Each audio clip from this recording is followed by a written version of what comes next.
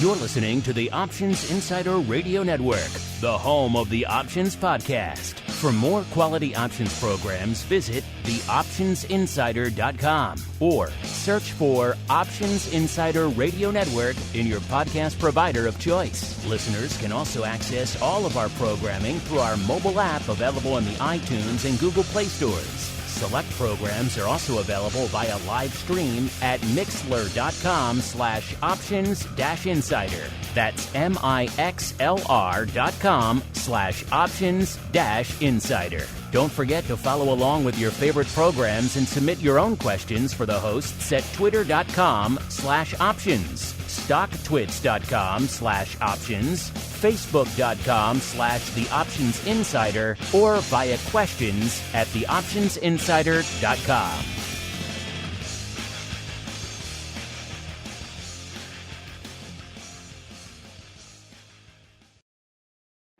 Bitcoin, Ether, Ripple, Litecoin, and more. Cryptocurrencies and other digital assets are taking the financial world by storm.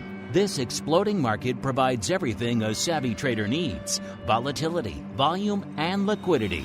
Provided you know how to find it. That's where we come in. Welcome to the Crypto Rundown. Each week, we'll break down the latest trading activity, trends, and developments on everything from coins to tokens, futures, and even OTC options. If it's moving the crypto markets, then you'll find it on the Crypto Rundown. This program is brought to you by Genesis Volatility, also known as GVol, home of institutional-grade crypto options analytics. Whether you're trading CeFi options or DeFi options, cryptocurrencies move. Use GVol Analytics to analyze implied volatility, model realized volatility, structure positions, and unlock alpha. For more information, visit gvol.io. That's GVOL.io. Now it's time to dive into the exploding world of cryptocurrencies and digital assets. It's time for the Crypto Rundown. All right, everybody. That music means we are back once again. Time once more for the Crypto Rundown, the program here on the Options Insider Radio Network, where we delve further afield beyond our traditional stomping grounds. You know, we love our Apple, our Tesla, and our VIX and our SPY options, all the usual stuff. But on the Crypto Rundown, we get to go further afield, exploring the world of crypto derivatives, seeing what's going on out there from a volume, a volatility, a skew, and open interest, unusual activity, and all sorts of fun perspectives. My name, of course, Mark Longo from theoptionsinsider.com. Reminding you, of course, if you like what you hear, on the on-demand side, we see new people coming in all the time, new records every month here for the network. It's crazy. These are crazy times for everyone out there these days, even though we have been doing this for a while. This is coming up on our 16th year. Crazy to say out loud.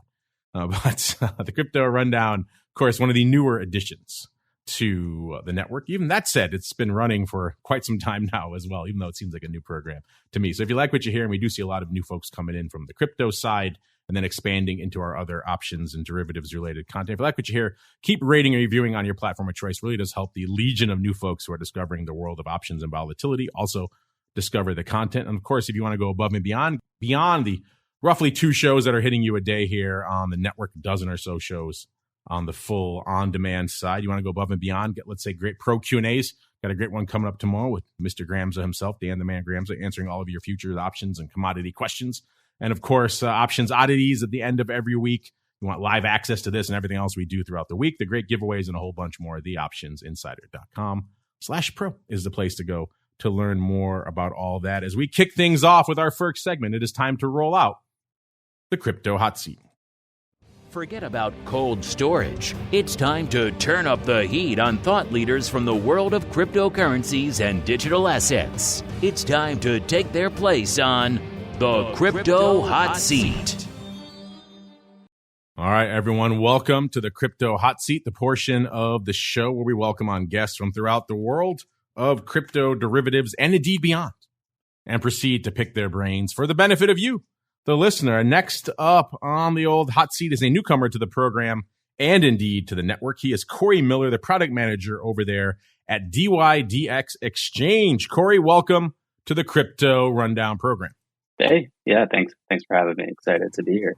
Corey, as we are wont to do with all of our first timers here on the network, why don't you go ahead and give our audience a bit of an overview of your background in the crypto and indeed financial markets, as well as what it is you do day to day over there at dYdX.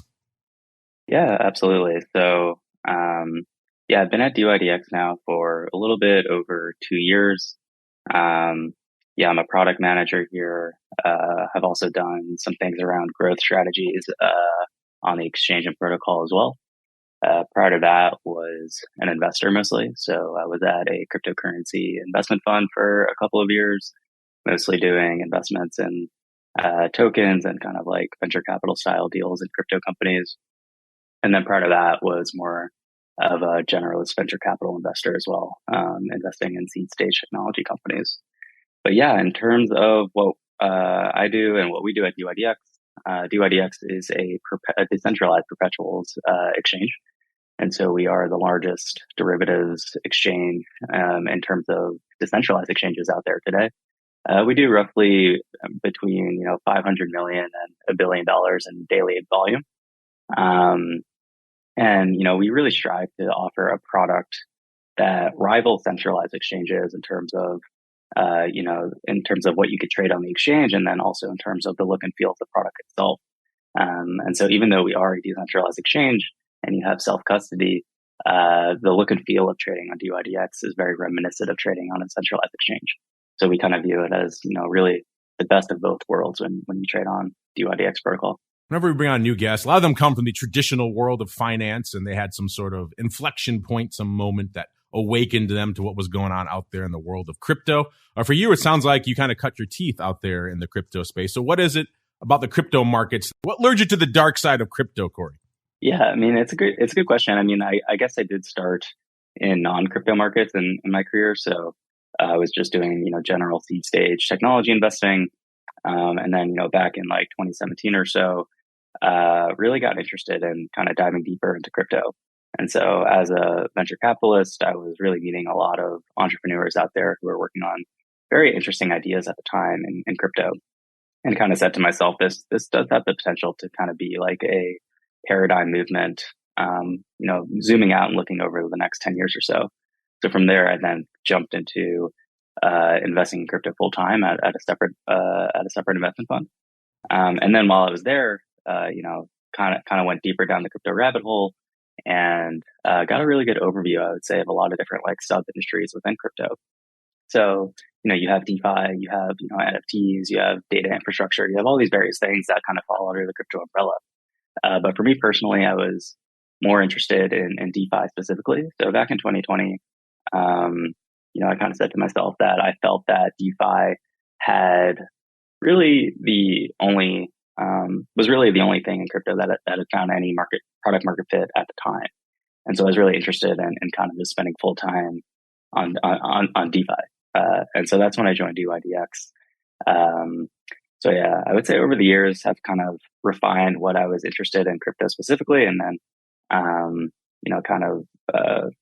filtered the funnel, so to speak, to really just focus on what I thought had the greatest potential.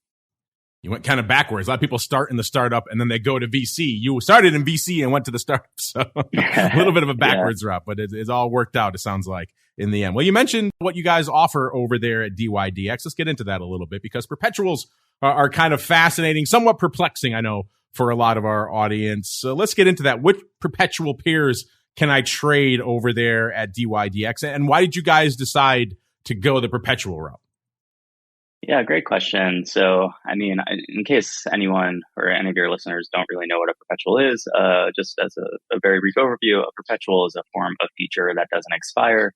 And so these contracts have really become popular in crypto. So when you look at crypto trading volumes, perpetual markets are the contracts that have the most trading volume by far in crypto, more than spot, more than dated futures. And so we launched decentralized perpetuals a couple of years ago. And what you could trade on dYdX is basically, the top 50 or so assets by market cap in crypto. And so obviously you can trade Ethereum and Bitcoin, but you have access to a long tail of assets as well. And these assets, even though we are a decentralized exchange built on top of Ethereum, given that these are derivatives, these assets don't have to be native to Ethereum, which is an interesting point here. So you could trade a variety of assets that are not actually on Ethereum. So for instance, Solana or Avalanche or Cosmos, things like that. And so, yeah, we have roughly 50 markets, let's say. And when it comes to liquidity is really strong as well. It's definitely comparable to what you would find on a centralized exchange. And similarly with fees too. So fees are very similar to like centralized exchange fees.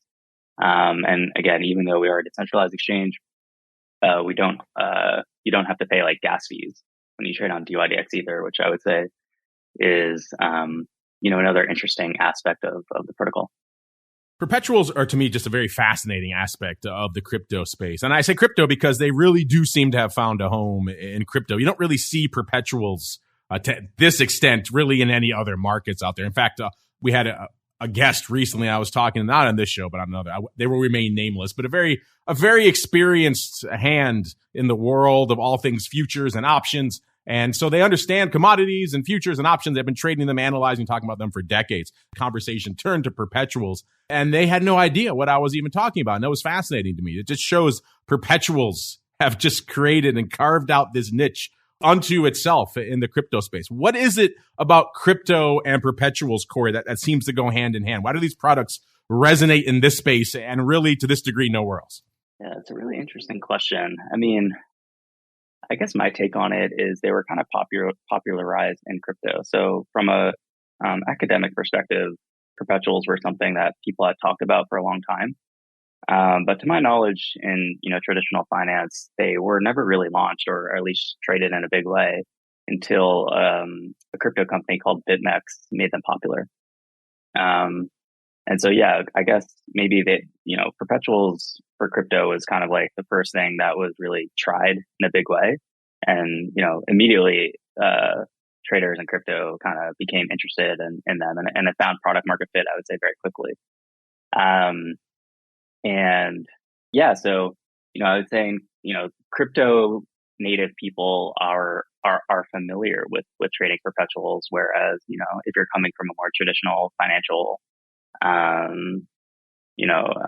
job, so to speak, you might not have traded them before. So there is a bit, maybe a small learning curve in like understanding what they are and how they work. And, perhaps some people may be skeptical of them coming from a traditional financial lens because they have not become, super popular in like traditional, exchanges. But, I do think they are an interesting product, and I do think they will, become more popular over time, not just in crypto, but perhaps in traditional exchanges as well. Whether that takes the form of like you trading perpetuals on like a TradFi exchange, or perhaps it takes the form of people trading perpetuals in other markets on crypto exchanges. So, the cool thing about perpetuals is, again, like they don't have to be native to whatever like chain or whatever product you're building. So if you're a crypto exchange, theoretically you could list a perpetual for anything as long as you have basically a price feed to, set the price to. And, with a price feed, you could kind of set, you can kind of derive these funding rates and keep the markets orderly. So again, like this basically scales to anything that has a price attached to it. So I think that's pretty exciting when thinking about the long-term, potential of perpetuals. Well, you mentioned orderly markets, and you mentioned the fact that you guys are not a traditional exchange, you're a DeFi exchange. And there's a couple of challenges that come in the DeFi space. And one of them is, as you mentioned, kind of the orderly nature of the markets, the liquidity. What kind of liquidity and depth do we see out there? That's always a concern in the DeFi space. So let's get into that then a little bit. What kind of markets are we seeing over there at your exchange right now? Yeah, it's a really good question. I would say we've taken a really strong approach to this. So whenever we launch new markets in the past and whenever we launch them in the future, we work very closely with a variety of market makers in the space to ensure there is very deep liquidity on the order book. And so, one of the things about dYdX is the way we've structured it is almost, at least in this current version, more of a hybrid exchange. So there are aspects of the exchange that are fully decentralized, that being kind of like the centralized custody and settlement. But the order book and matching engine are centralized, at least for now. In the next version of the protocol, which we're building, those will also be decentralized. But for now, they are centralized.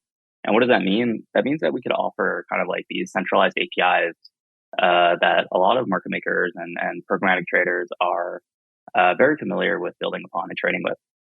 And so, again, I mentioned before, like the look and feel of trading on dYdX sometimes feels very much like a centralized exchange. And I would say the APIs on our exchange are kind of follow a similar suit. So we work very closely with a variety of market makers out there. These are the types of firms that are already trading on centralized exchanges, call it Binance, FTX, Coinbase, whatever it may be. And, they are also market making on dYdX. And so, what does that lead to? We actually have very comparable liquidity to what you might find on Binance, FTX, Coinbase, etc. And so another interesting thing that we have at our disposal is the dYdX token. And so we have a variety of programs where people can get paid or receive dYdX to perform various things. One of these programs is around providing liquidity on the markets that we have. And so we have a formula that basically determines and ranks people based off of the depth and the spreads and the uptime that they have across all of the markets that we have on the exchange.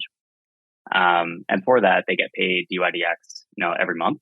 And these, are another incentive for people to, continuously add and keep liquidity on the order books as well. So all of those things combined kind of lead us to a product that really does have very strong, depth and overall liquidity. Of course, whenever I bring up DeFi with some folks, maybe from the traditional world of finance, they usually push back on a couple of things. One of them is, of course, liquidity. The other is, of course, the counterparty risk. That seems to be a big stumbling block for a lot of people who are intrigued otherwise by the concepts of the products or what they're seeing going on from a volatility or trading perspective. But the counterparty risk is something that holds them back. So, Corey, I'm sure you've encountered this a million times over there. What do you say to people who look at your exchange and say, oh, DeFi, there's too much counterparty risk for me? How do you counter that? Pun intended. Yeah, no. So I would say like DeFi is the best really when it comes to counterparty risk. I mean, there are different types of counterparty risk. For instance, when you trade on a centralized exchange, the counterparty risk could be that the centralized exchange, steals your money, right? Or they get hacked, or they just freeze your account for whatever reason. All of those things are solved when you trade in DeFi. So as I mentioned before, dYdX does not take custody over any funds whatsoever. And so if you deposit on to dYdX, your counterparty is a smart contract. It is no longer a person that could basically run away with your money. And so that's a really strong security advantage to using DeFi overall.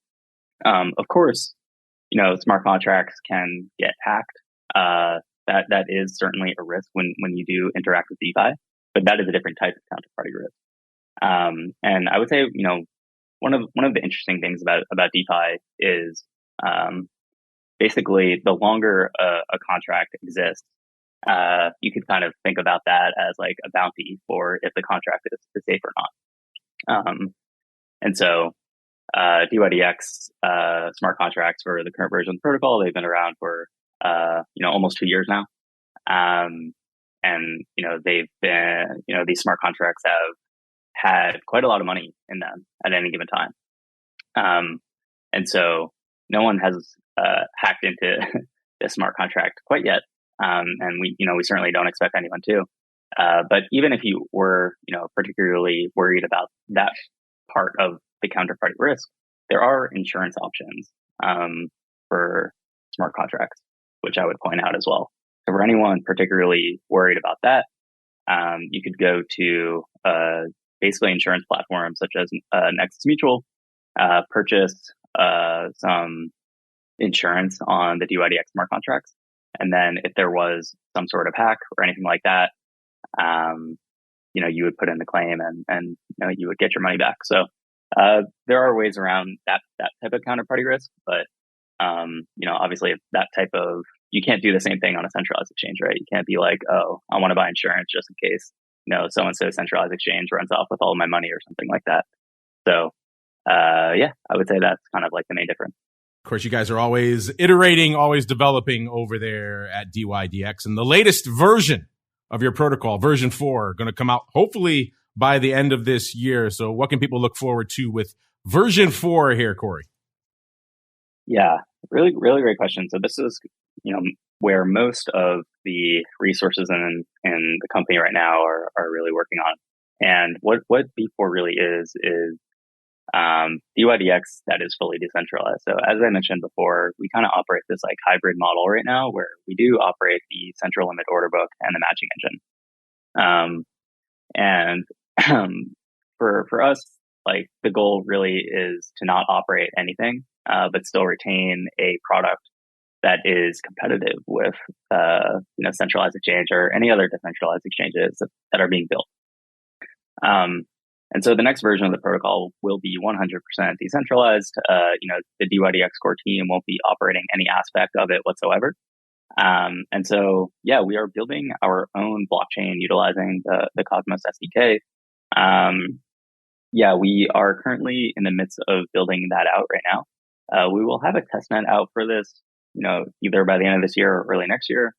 And then it will be available for basically everyone to trade sometime in Q2 next year. And so that is kind of like the feature that we are building towards, something that is, fully controlled by, the token holders, and, really just like achieves this vision of being 100% decentralized. Well, Corey, we have to keep on rolling with the show. We have other segments to get to before we roll out of here. Something else came across my radar that I have to ask you about. They are your dYdX trading leagues. It sounds like a great idea. Tell our listeners, what are we talking about? What are the dYdX trading leagues and how can they get involved?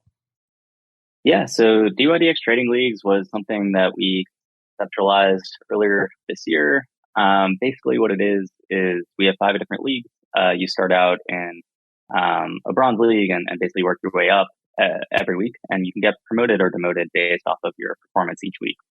And not only that, like if you are one of the top traders of the week, you could win our NFTs. So we have these NFTs that we call hedgies. They're really cool. I encourage people to check them out. And you can win those every week depending on your performance. But really what it is mostly about bragging rights, I would say. And so you could basically level up or get demoted each week depending on how well you're doing, and kind of brag to whoever you want on social media, your friends, whatever it may be, and just say, hey, like I'm actually doing well here. What league are you? So on and so forth. And so it's kind of a fun product that we had built out. A lot of people are interested and a lot of people use it. If anyone is interested in that, just go to trade.dydx.exchange, start trading. You're automatically included in like the first league there. And so, super easy to get onboarded. Well, Corey, I appreciate you taking some time to join us here on the Crypto Rundown today. We kind of mentioned V4. We talked about the leagues, but if there's any other hints or teases you want to leave our audience with, what they can expect coming down the pike from you and the team over there at dYdX, now is the time, sir. The floor is yours. Yeah, no, I think we covered most of the major things here. Thanks again for having me on. Really excited to continue to build out, this vision that we have for dYdX, just to be like the exchange where, you could trade anything you may want, really. And so that may be the long-term vision that we're working towards here. We're kind of working on that right now. So stay tuned. In the meantime, definitely encourage people to check out the exchange at trade.dydx.exchange. Feel free to follow us on Twitter as well at dYdX. There you go. The man hit all the spots at Twitter at dYdX. To keep on rolling, though, now it is time for the Bitcoin Breakdown. It's time to explore the latest trending activity, trends, and developments across the world's leading crypto market. It's time for the Bitcoin Breakdown. All right, everybody, welcome to the Bitcoin Breakdown, the portion of the show we break down all the action in the world's leading digital asset. Yep, we're talking about the big dog, which is Bitcoin, which is a little bit bigger this week than it was this time last week. 19,545 coming into the start of the show.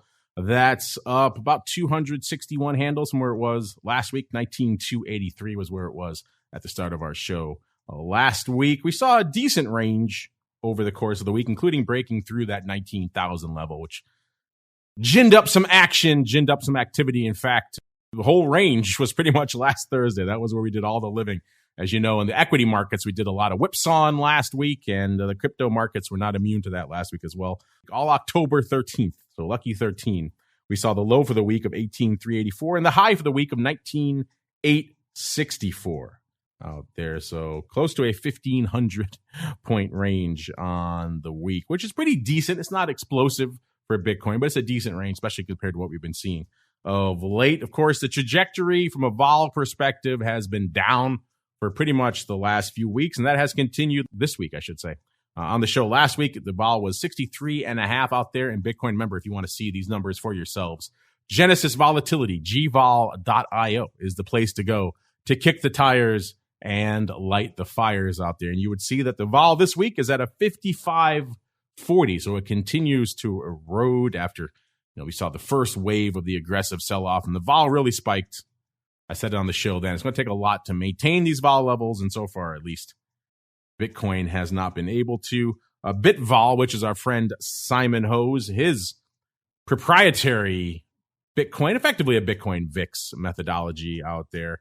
He had a 69 last week and a 59 this week. So his BitVol has come in 10 points. So Bitcoin vol, no matter how you're looking at it, continues to erode. Skew-wise, the skew also eroding a little bit this week as well. Most of the narrative has been how low can it go? How negative can it get recently? And it got to about a negative 4.4 on last week's show. This week, negative 2.2. So still negative, but not quite as aggressively negative as it was. Of course, if you ran those numbers, we looked at them during the lows there on last Thursday, probably would have had a very different conversation. That would have had a nice negative skew then. It has mitigated, obviously, once we have retreated off the lows. And again, Simon's Bit Skew, again, one of his proprietary methodologies there, measuring effectively the 25 delta calls and puts across a wide variety of crypto assets, including, in this case, Bitcoin.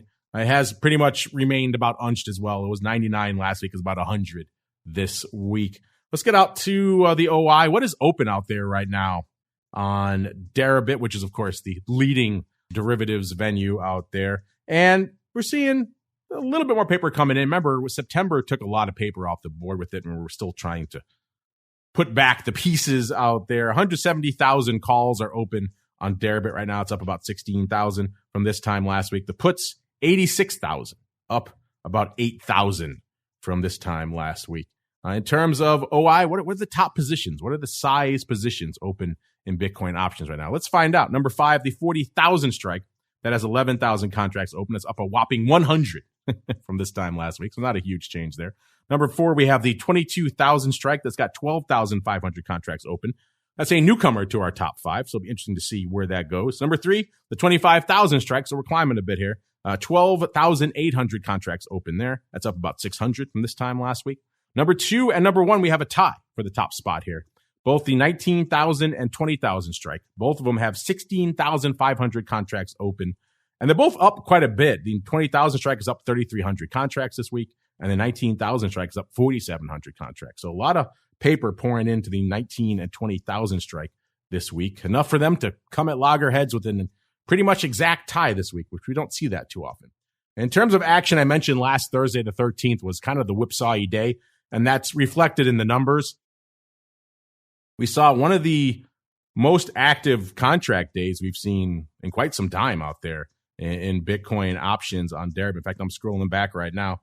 We haven't seen, to my recollection, we haven't seen a more active day in terms of total contracts changing hands this year. The closest we have is that big sell-off that happened back in June. Remember, June 13th, we hit 54,400 contracts. Well, last Thursday, all that whipsaw, that historic whipsaw, that generated 63,000 contracts changing hands over there in Deribit Bitcoin. So that's nothing to sneeze at, listeners. That's almost 2x what we saw the week before. So a little bit of whipsaw action. It's good for some numbers out there in terms of Deribit. Let's see if it's also good for some numbers over there on CME. And the answer is kind of yes, kind of no, I guess. Depends how you're looking at it. Glass half full, glass half empty type of viewpoints. We saw decent numbers last week on the big CME options. They hit pretty much 1,000. That's a good bellwether for them. If they hit 1,000, it's a decently active week. Remember, that's a 5x contract.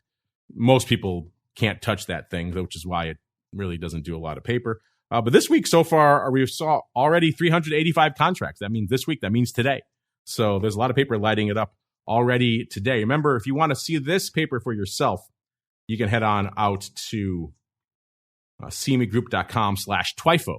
That gives you the free TWIFO reports. And then click on the cryptocurrencies section, and you can see what's going up. Looks like a 19,000, 21,000 vertical went up today, a whopping 25 times. So that accounts for 50 of the 385 contracts that we've seen out there today. So that's one of the leading trades. Also, the 17,000 puts in December have traded 75 times this week. So that's also interesting. And 60 of the 20,000 puts. So I think we might have a bit of a iron butterfly. That's interesting. The 20,000 calls have traded 60 times today in December, and the puts, and then 75 each of the 24,000 calls and the 17,000 puts. So doing it on a bit of a ratio, 60 by 75 in DECE. Either way, it looks like an iron fly perhaps going up here in the big Bitcoin options, which is interesting. Fun to see some of that paper going up out there. The micro contracts, the ones that are more bite-sized for a lot of you folks out there, doing decent paper last week as well. 1,600 going up last week. 300 so far today on the micro. So obviously today is a fairly active day out there as well. In terms of other Bitcoin products, before we roll out of the big dog, which is Bitcoin into the altcoin universe, you've asked, we've listened. We got Bitto on the show now as well, hanging out right around a 12 when we kicked off the show. It was 12.02, which puts it pretty much unched on the week. The vol in Bitto following the trajectory that's going on in the rest of the Bitcoin product, which is down. Bitto vol at about a 59 when we kicked off the show, puts it down 11 points from where it was this time last week. Let's do a quick top 5 out here as well in terms of what's open, what are the size positions in Bitto. By the way, if you do a top 10, look at the top 10. It is 7-3 puts over calls. So it's still all puts all the time in the Bitto top 10 at least. In the top 5, let's see. Number 5 position, we have the October 10 puts, 14,000 of those, followed by number 4, 17, almost 18,000 of the DECE 12 calls. Number 3, 28,000 of the DECE 10 puts. These are expiring on the 30th. So these are end of year DECE 10 puts. And then 29,000 for the regular monthly DECE 15 calls. And the number 1 size position in Bitto right now, about 46,000 of the DECE 10 puts. Remember, I had that 12, 11 half, 1x2 put spread, buying 1, selling 2 last week. It worked out fairly well. We dipped down through that 11 half strike for a little bit, which is not what you want with that spread. You want it to hang out right at 11 half, but that's why you buy it as opposed to just selling the puts, because then you can afford to break through that strike and have a little bit of wiggle room, a little bit of cushion. That's exactly why I did it. I wasn't comfortable in Bitto holding that level, so I thought if it regressed a little bit, retraced a little bit, I wanted that cushion, and it worked out. That trade worked out pretty well. I didn't have a chance to get any off today, but I was looking at those levels. I remember the skew, now we said, has come in a little bit. So the put spreads, 1x2s and others, not quite as attractive, but they're still there. You still can do the 1x2 put spreads for credits if you are diligent, and fairly decent credits. So might be something I'll explore again a little bit later this week. We'll see how Bitto holds up with all this crazy action as we continue rolling right on into the altcoin universe. It's time to move beyond Bitcoin and find out what's moving the rest of the crypto marketplace. It's time to boldly venture into the altcoin universe. All right, everybody, welcome to the altcoin universe, the portion of the show we break down all the action outside of the big dog, which is Bitcoin, except for right now, when we talk about the top 10 from a market cap perspective. And once again, clinging vice-like grip to number 10 is Doge, hanging out there at a little bit shy of 8 billion, about 7.9 billion worth of market cap. Number 9, we got our old friend Solana hanging out at about exactly 11 billion worth of market cap. Number 8, it's Cardano, 12.75 billion. Number 7, we've got Binance USD, 21.6 billion. Number 6, our old friend XRP, 23.6 billion. Will they, won't they? Who knows? Number 5, BNB hanging out 44.3 billion. Number 4, USD coin 44.9 billion. Number 3, it's Tether 68.4 billion. Number 2, it's ETH 161 billion. And number 1, the big dog, Bitcoin 374 billion worth of OI. In terms of action, ETH has kind of been hanging out pretty close to that 1300 strike for the better part of the last few weeks. And that pretty much happened this week as well, even though we did break below it for a wee bit. Coming into the start of the show, we had a 1323. The end of our last show, we had about a 1308. So it puts us up nearly 15 handles from where we were this time last week. Of course, in between, we had a little bit of a range. We saw the low come in again on that pretty wild Thursday. The low was 1217 and the high out there 1339 for ETH. And in terms of vol, even though we did have a little bit of swing, the vol, just like Bitcoin, continuing to erode down about 10 points. It was 76.6 on the show last week, 66 this week. So again, ETH vol can be over triple digits fairly easily, back down to a 66 right now. In terms of skew, again, similar trajectory to Bitcoin, -6 last week, -2.2 this week. Let's get out to the OI, see what's open out there on Deribit. Again, it's a call palooza, all calls all the time. When it comes to ETH, it's roughly 4-1, and that's pretty much hanging out at that same ratio again this week. 3.5 million calls open on Deribit. That's up 200,000 from this time last week, and the puts, 820,000 of those open. That's up about 62,000. So you're still hanging out and north of a 4-1 ratio out there again. Folks liking themselves some calls out there in ETH. Let's see what the size positions are. Let's see if we can suss out what was going on out there this week. Number 5 is the 1800 strike. So that's got 157,000 contracts open. That's up about 20,000 contracts from this time last week. Number 4, we have the 2,500 strike. That's got 209,000 contracts open. That's down 1,000. So not a huge evolution there. Number 3, we have the 3,500 strike. 285,000 contracts open there. It's down about 3,000. Number 2, we have the 4,000 strike. That's at 322,000 contracts open. That is unched on the week, which is interesting. That means the number 1 spot remains the 3,000 strike with 430,000 contracts open. It's up about 13,000. You folks really love that 3,000 strike. Also interesting, yet again, no really, shall I say, relevant strikes in the top 5 in ETH right now. The closest we get is the 1,800 strike, which maybe shows you some of the interest and or outlook out there in ETH. I mean, 3,000, 4,000.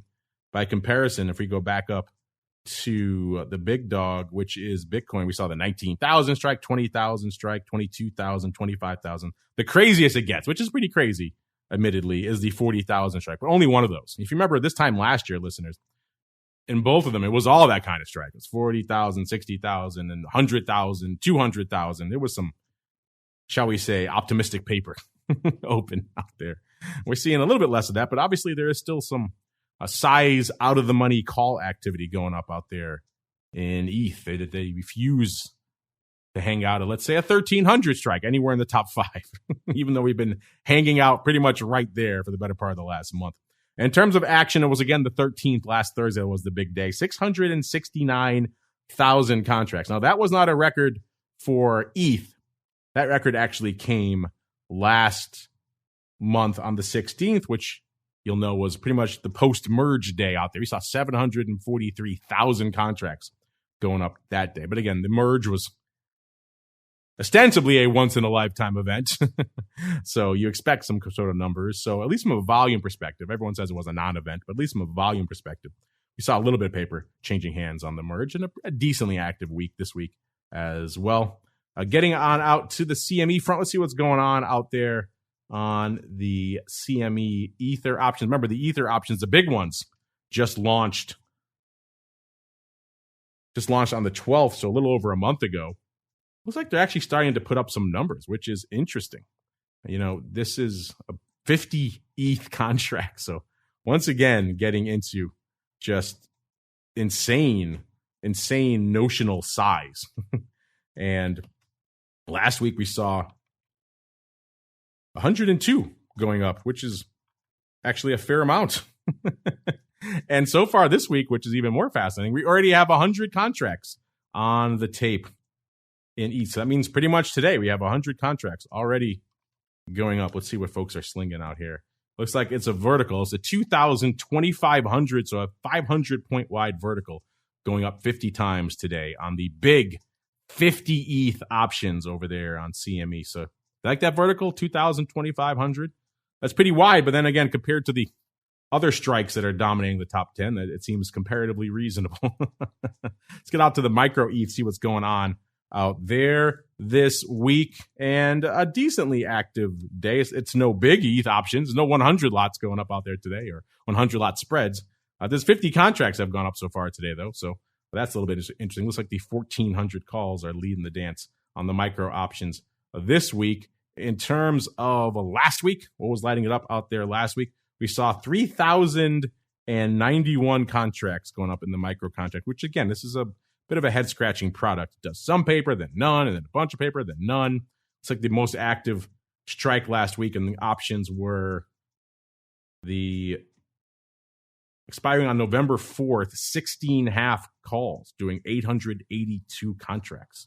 All that, again, in one day. Just put it up in one day, all opening, and that's it. No other spreads around it or anything else like that. It's just very staccato product. It prints size, and it does nothing for days, and it prints size again. So it's still interesting to watch. We're still waiting for that to develop into a little bit healthier ecosystem. But for now, that's what we got out there at CME. No Solana really at CME yet, but seeing some action out there nonetheless. Let's get out to Solana. Coming into the start of the show was a 30.81. Last show was a 32.43, so it's down $1.62. You know, if you've been watching Solana for a while, that it stubbornly resisted breaking through the 30 handle, but it could no longer resist last week during the height of the whipsaw madness out there.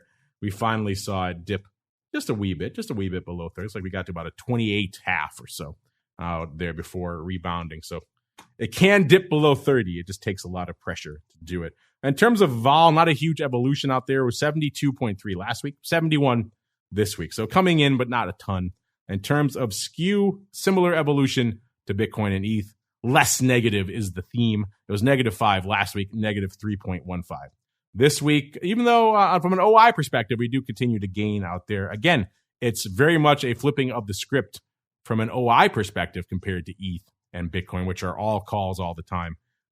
Solana, naught but puts. 510,000 puts open right now, up 34,000 from this time last week. And the calls, 243,000. That's up 56,000 from this time last week. In terms of the top 5 positions, well, let's see what's open out there.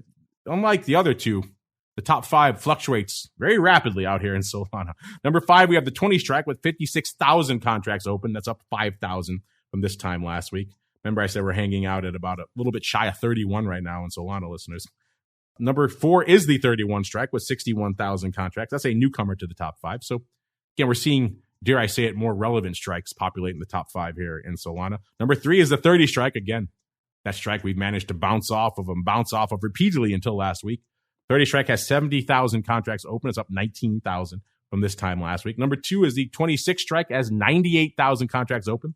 That is unched from last week. And number 1, the size position out there in Solana options right now, the 32 strike has 116,000 contracts open. It's actually down 4,000 from this time last week. And in terms of action, unlike the other two, which both saw their peaks of activity on Thursday, the 13th, this peak for Solana came last Wednesday, the 12th, with 216,000 contracts. And that is not the most active day we've seen since we started tracking Solana last month. The most active day we've seen so far was September 30th with 237,000 contracts. So it was a decently active day, but it wasn't a record, at least for us so far in our short history here on the show. Let's run through some others here before we get to some of our questions of the week here. XRP hanging out at a 47.3 this week. That's down from the 52.5 last week. It's a little over a nickel on the week for XRP. Good old Dogecoin is a 5.9 today, 6 cents last week, so down pretty much a fraction of a cent yet again. Litecoin 53.40 on the show last week, 51.70 this week, so down almost 1 3/4 points on the week. Cardano 41.5 cents last week, 37 cents this week, so down 4.4 cents on the week. Polkadot 6.35 last week, 6.22 this week, so down about 13 cents. And our old friend Shiba, brace yourself, it was 0.000011 last week, and it is this week 0.000010 this week. So alas, no Shiba Lambos for the chat this week. You've got questions about crypto. Who doesn't? It's time to find out the answers to your crypto questions. All right, everybody, welcome to the crypto questions. This week, we actually want to pay off our question of the week from last week because it pertains directly to this marketplace. We asked you folks last week, if you had to buy a 10% out of the money call on one of these four underlyings that expires at the end of the year. So effectively, which of these four underlyings do you think has the best chance of rallying through the end of the year? Which one would you choose? We gave you four options: VIX, Bitcoin, crude oil, or the S&P 500. And this sounds familiar. It's because we asked this question to you folks at the beginning of the year. That's our first question of the week to kick off 2022, the mad, insane year that has been 2022 so far. And when we asked you this back in the first week of January, when the S&P was at 4,600, I might add, and all the other assets, well, VIX was lower, Bitcoin was obviously higher, and WTI was lower. When we asked you then, 34% of you chose the S&P 500. So you thought a 10% rally from 4,600 was in the cards. Obviously, we have not seen that. So we thought it was a good time to revisit this question. Same for asset classes and see what you folks chose. And once again, you folks chose the S&P 500 with exactly 50% of you now. So we were at about 3,600 or so when we posted this. So you're talking a 360-point rally in the S&P by the end of the year. Hey, we've seen it moves 100 points a day now. So we could see that in a few days. But intriguing that was your choice. Right behind it, 32.4% came crude oil. And then we had a tie for third place, which was interesting, between VIX, so the volatility of the equity market, and Bitcoin itself, both of them at 8.8%. I thought it might be a little bit more love for Bitcoin just from a price action perspective. It only needs about 1,900 points. I mean, we've seen Bitcoin be able to do that pretty easily in the past.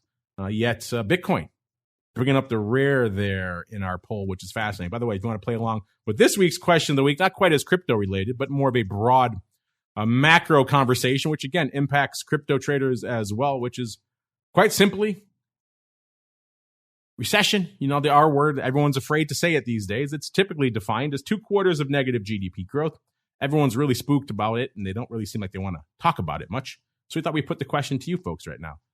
Is our economy in a recession? Heck yes, heck no, or we need a new definition of recession. Get out there, listeners, and make your voice heard right now. Right now, as we're coming into the end of the show, this has only been live for a couple hours so far, but the answer, heck yes, is running away with it 90%, and we need a new definition, 10%. No love so far for heck no. So there's, according to this, none of you out there think we are not in a recession. So intriguing stuff. Make your voice heard at Options is the place to go.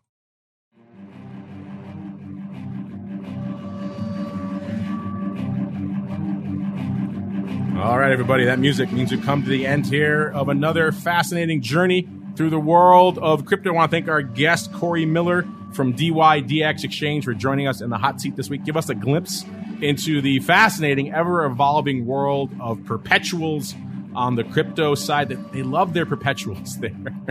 It really is a market unto itself. Have you traded a perpetual? Are you intrigued by them? Well, maybe dYdX is your place to go. Of course, you can give them a follow on the old Twitters while you're at it over there. Just pretty simple, at dYdX. Easy place to find them.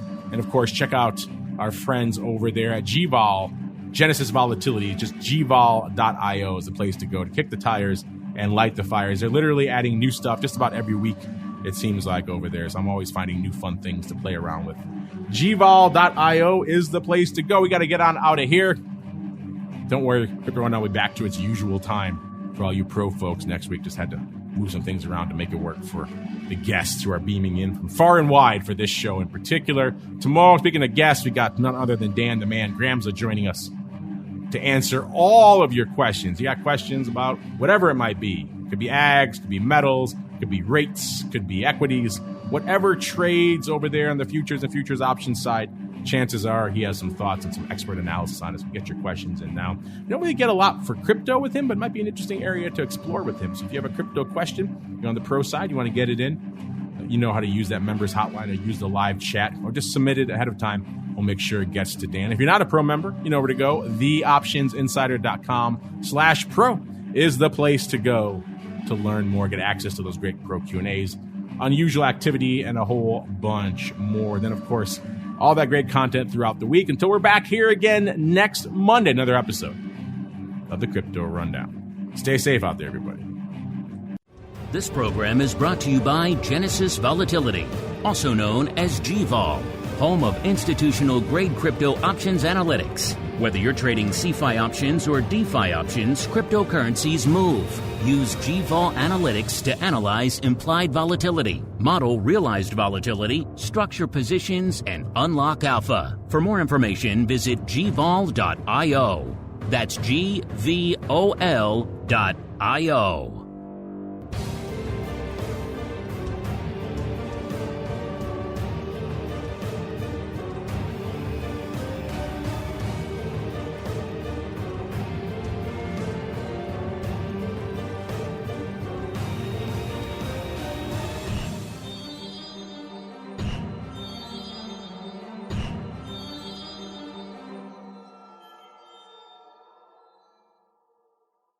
You're listening to the Options Insider Radio Network, the home of the Options Podcast. For more quality options programs, visit theoptionsinsider.com or search for Options Insider Radio Network in your podcast provider of choice. Listeners can also access all of our programming through our mobile app available in the iTunes and Google Play stores. Select programs are also available via live stream at mixlr.com/options-insider. That's mixlr.com/options-insider. Don't forget to follow along with your favorite programs and submit your own questions for the hosts at twitter.com/options, stocktwits.com/options, facebook.com/theoptionsinsider, or via questions at theoptionsinsider.com.